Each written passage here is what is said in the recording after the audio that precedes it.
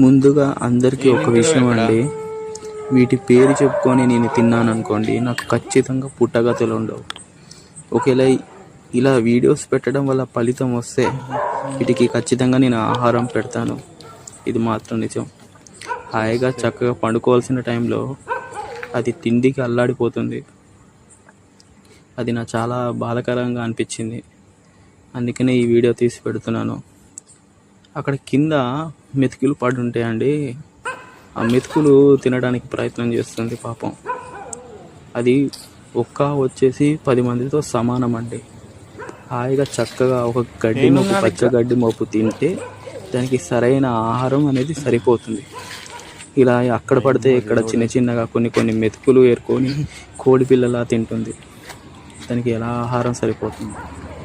కానీ ఈ భూమి మీద మనిషి పుట్టడమే పెద్ద దండగా. నేచర్కి